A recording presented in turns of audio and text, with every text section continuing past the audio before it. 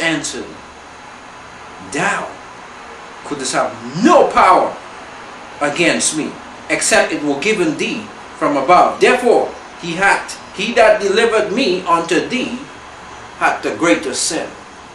My friends, we're going to look at these 11 verses, and we're going to see some very, very exciting things here in these. First of all, in the 4th verse and the 6th verse, and if you go back in the 18th chapter, verse 38, Pilate again says, I find in him no fault at all. Come back in verse 6 of the 19th chapter, it says, I find no fault in him. Now Jesus was accused of treason against Rome.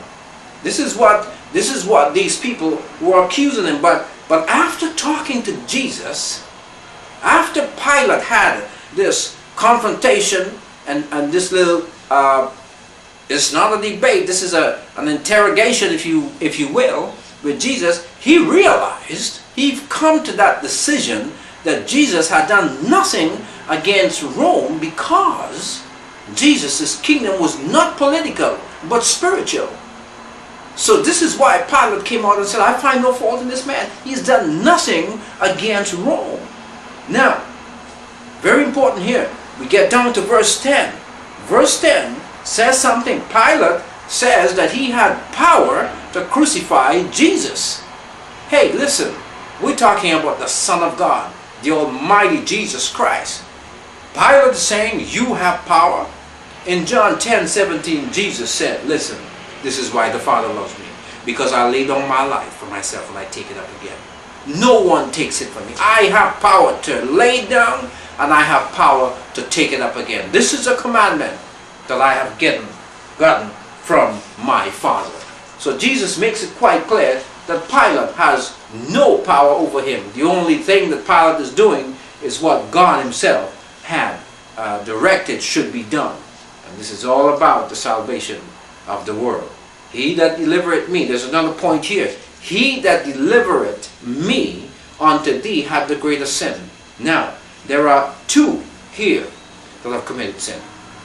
Pilate and the people. Pilate committed sin because he compromised.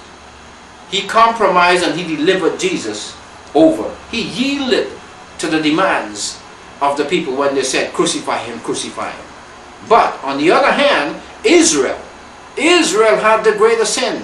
Why? Because they rejected the Son of God. They rejected Jesus as the Messiah. So they had the greater sin. My friends, I want to read something here for you in the book of Matthew. This is what Matthew records here in his gospel in the 23rd chapter of Matthew. Matthew 23:27. Jesus is standing there and he says, O Jerusalem, thou that killest the prophets and stone all them that were sent unto thee, how often would I have gathered thy children together, even as a hen gathers her chicken under her wings?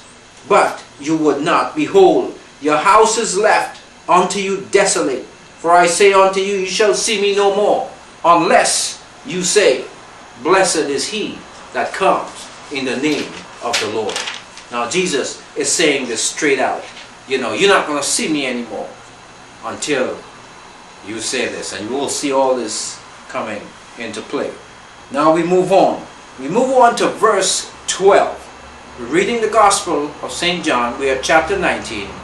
And we're reading verse 12. It says here, and from thenceforth Pilate sought to release Jesus. Pilate wants, he's doing whatever he can within his power to release Jesus. But the Jews cried out, saying, if thou let this man go, thou art not Caesar's friend. Whosoever maketh himself a king, speaketh against Caesar. There is that pressure that they're putting on Pilate. And you know, sometimes, I tell you, sometimes today, there's a lot of pressure that's being put on our children in their schools, and they are forced to do things. Some of the girls are putting pressure on the other girls that they should have sex, and they end up doing that before they get married. Some of the boys, even, this pressure is put on even on the adults. Pressures are put on them to do certain things. Just like Pilate here, pressure was put on him to release Jesus. Even in Mark chapter 6 and the 26th verse, there's a little story there about King Herod, how he married his brother's wife, Herodias.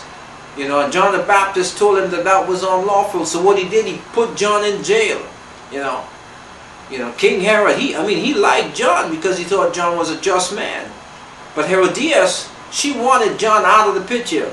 So here comes Herodias' daughter, and she dances for King Herod, and opening his big mouth, King Herod says, "Whatever you want, I'll give it to you."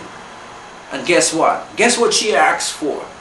She asked for the head of John the Baptist. And this is how John lost his head. See, John physically lost his head in that situation.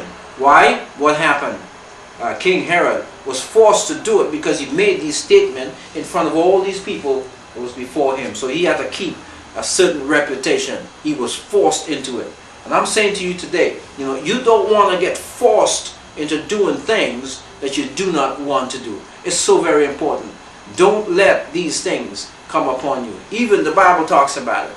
The Bible talks in 1 Corinthians 10:13. It says, look, there's no temptation that has come upon you that's not already done to man. All the temptation that will come upon you, Jesus has bear all these temptations. But God is faithful. He will not let you be tempted or tried beyond what you're able to take. Because in the midst of this temptation, you trust in God. He's going to find a way out for you so that you'll be able to bear it. The gospel of Jesus, it says this. And this is the word of God, and it is true. You trust in God, and those temptations come against you, my friend, you call upon the name of the Lord. Draw near to God, and He'll draw near to you. Resist the devil, and he will flee from you. God has promised this. Now, again, so as we